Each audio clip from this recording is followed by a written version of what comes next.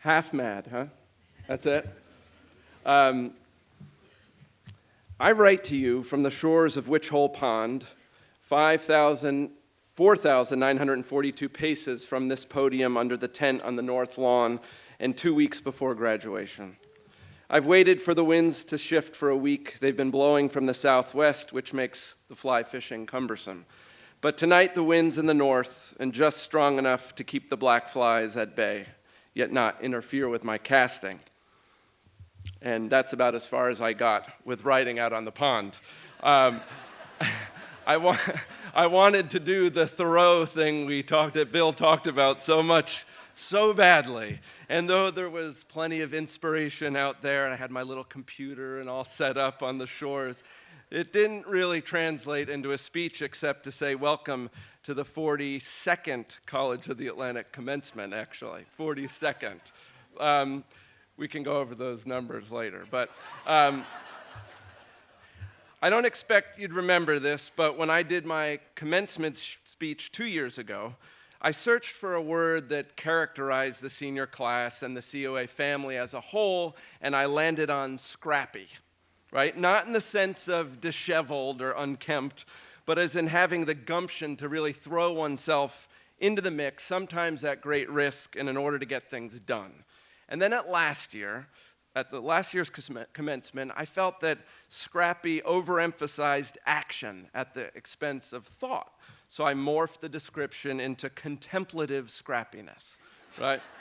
And I like that phrase a lot, but more than the phrase, I really like this idea of building from graduation to graduation. And so today, I'm going to continue to build on that phrase, and with the thought that in a decade or so, I'll really nail it. I'll have this long stretch of things, and I'll really nail it. But I want to be extra careful with whatever term I add this year, because many of the students that are seated here began their career at COA at the same time as I began my COA experience as president 4 years ago. I remember vividly, for example, the first day of the fall term, 2011, meeting Anyuri. Anyuri, as I sheepishly worked my way up to the office on the fly, trying to work out what it means to be a new president and how to repatriate yourself into an institution. And I was trying to play it cool, right? And I'm sure I was painfully awkward. But we've had an amazing 4 years together. And so the phrase I'm adding to this year is humble activists, which makes us all contemplatively scrappy, humble activists. And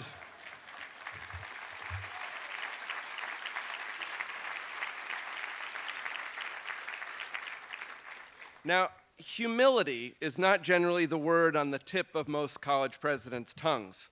We are a part of a very competitive world of higher education, and we tend to emphasize bold confidence, right? And especially when we speak to audiences like this and families, the rhetoric drifts toward, we are the best. You students are prepared and equipped to go out there with complete knowledge and solve the world's problems. And our way of teaching is the best. It's unique. So think bold, do bold, get there first, change this, save that, no fear, that kind of thing. And in the same vein, colleges promote themselves as the ultimate training ground for today's creative economy, and as the launching pad toward a success in a world of endless possibilities. Again, it's all about this bold and brash confidence. But I'm here saying I am most proud of our humility, hoping that we as a college, we can continue to emphasize humility. And that may strike you as a little odd. But graduates, for your years here at the College of the Atlantic, one of the most important things I hope we've instilled in you as human ecologists is that the world is a really, really complex place, and that there are few easy answers out there. And most often, just when you think you've got a hold of this complexity, we've asked that you supplicate yourself to the complex world. To do that effectively, I think you have to be humble. And I hope we've provided you with enough uncomfortable situations, because there's nothing like discomfort and social and intellectual awkwardness to ramp up one's humility, right? Nemisha Bastedo, for example, and working with the elders from a First Nations community in northern Canada, she jumped into a sea of awkwardness with both feet when she was learning the Dene language, right? In learning a language, in a sense, one is reborn, becomes a child in an adult body. And in that body, you must wade and waffle through this real awkwardness. And in learning language, one, I think, supplicates oneself to complexity and becomes humble. Casey Ackland. As another example, he could very well have stayed in what to him was an intellectually cozy confine of a genetics lab. But as any good human ecologist, he stepped out of these confines into the world of ethnography and discarded a reductionism. He ventured beyond the lab and worked with dementia caregivers all over Europe. So participation in this different kind of a world through ethnography involves this kind of regression to childhood. And in so crossing disciplines, one, again, supplicates oneself to complexity and becomes humble. And there's James Crawford, a human ecological iron worker, a builder, a craftsman. And in the process of material construction, there's no hiding behind thought. In material design, you wrestle and dance with molecules. And at the end, the product either works or it doesn't work.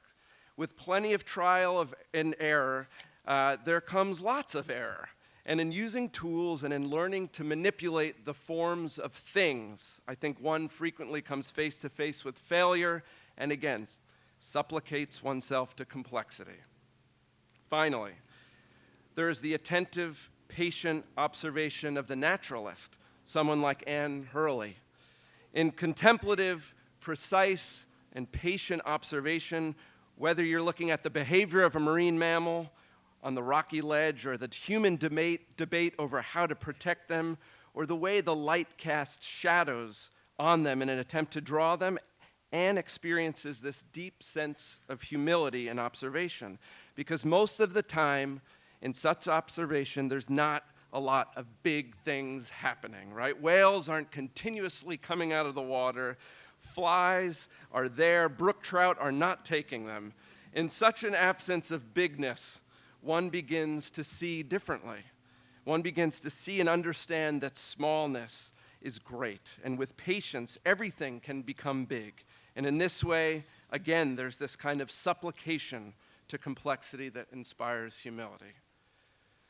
But with all the humility, all the questioning, all this supplication, one might conclude that human ecologists prefer to sit back in a kind of Zen-like state as we struggle with complexity. But at some point, that child I spoke of has to, whether they're the language learner, the participant in new social context, the maker, or the patient observer, sometimes they come to believe something, and in this inspiration of belief, they act. The problem with activism is that, of course, it presupposes you know something and know it with great confidence. We have a colleague in the world, John Deans. He's an alum. He's currently risking his life from the cockpit of a sea kayak, protesting oil drilling in the Arctic. I'm pretty sure he's convinced that drilling is a bad idea, right?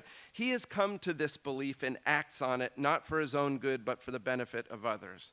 And so just like John, at some point, Namisha, Casey, James, Annie, and everyone else sitting here will come to this belief and will act on it, become an activist to make change.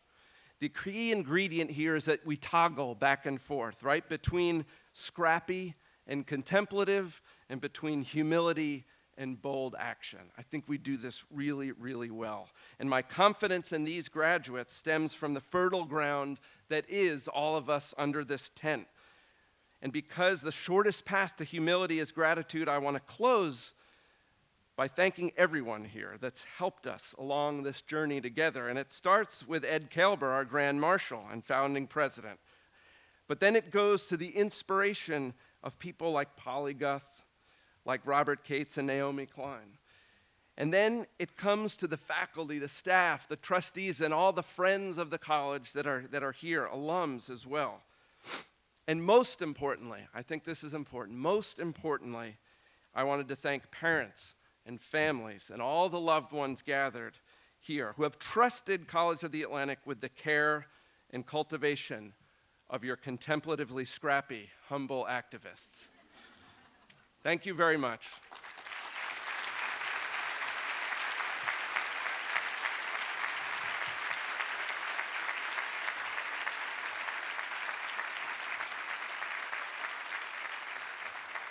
And I'm really proud and excited to introduce Shira Caitlin to deliver the welcome on behalf of the class of 2015. Thank you.